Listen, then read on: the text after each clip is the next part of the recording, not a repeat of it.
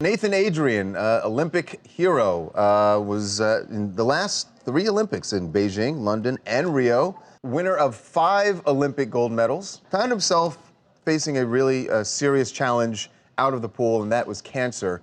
Diagnosed with testicular cancer, and went through several surgeries.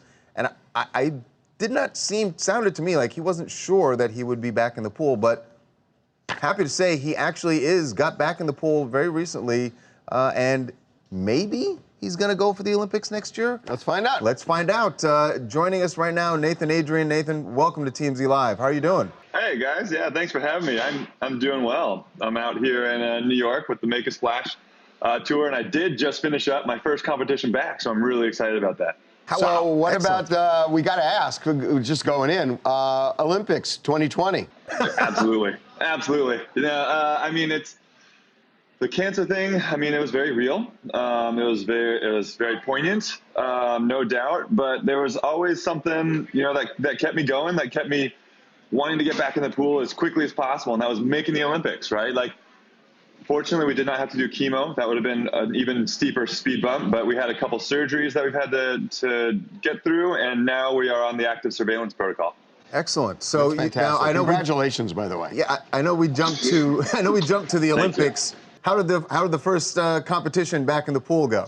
I mean, all of us are never gonna be like, man, I achieved every single one of my goals, right? Like, right. We set pretty high goals, but no doubt that I felt good about it. It felt good to be at the pool. It felt good to be up on the blocks against some of the best in the world and just competing, right? Just not sitting on the couch and laying back and recovering and wanting to, be, because I had to sit back and watch a bunch of meets go by and that I would normally be at. But here I am, and I'm jumping on the blocks. It feels so much better. Hey, Nathan, I'm wondering, just, when you have to deal with something like this, and especially when you're so young, you're 30 years old, does, setting a goal like you have, getting back in the pool, wanting to compete in the Olympics, does that help in your recovery? I'm so glad you asked that. I mean, that is probably one of the top 3 things that I tell people. It was so important for me to have something to work towards. It was so important for me to have swimming as, something kind of like a rock. Like, you want to sit at home. You want to draw the shades closed. You want to just, cry in a pillow. But, like, I forced myself to get out of bed.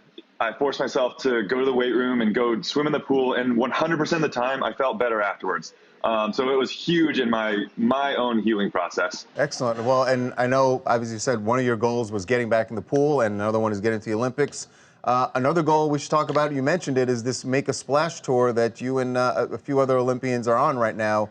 Tell us about that. Yeah, so we have been trying to spread the word about how important it is to get your kid into life-saving swim lessons. Not a ton of people know, but drowning is the leading cause of unintentional death for children under the age of 4. Second leading cause of unintentional death for children under the age of 14. But we found that formalized swim lessons reduce that risk by 88%, right? And there's not a ton of public health interventions that have a better outcome than that. So we really want to spread the word that you need to get your kids into swim lessons, make sure they're consistent, and not just, throwing a kid in the water and seeing if they float. I have one other question for you, because I've always found, I swim every day, and I love swimming, but I've never competed. I'm wondering, when you compete and it's so grueling, if you project 10 years into the future when you're not competing, will you stay swimming, or is it the kind of thing where you just think, God, I've had enough of it? I mean, I think 10 years in the future, I will probably be competing, just not on this stage. Right. I would love to get into Masters or do whatever, just do a local swim meet here or there.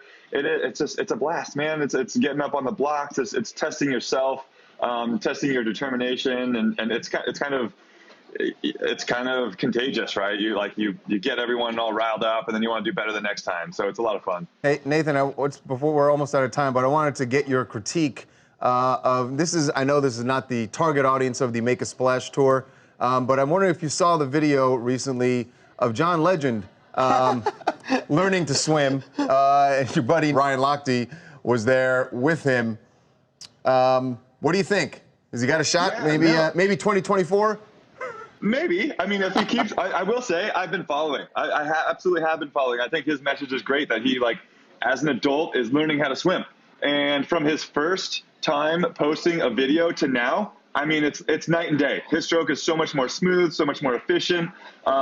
Before he was fighting the water, and that's what's so cool about all this. Yeah. All right. Well, Hey, he's got a shot. Nathan, I got to say, we are thrilled for you, and you're really great You're news, really man. inspirational. It's fantastic. Congratulations. Thank you guys for having me. All right, man. Really appreciate Take it. care, Best Nathan. of luck. Thank you.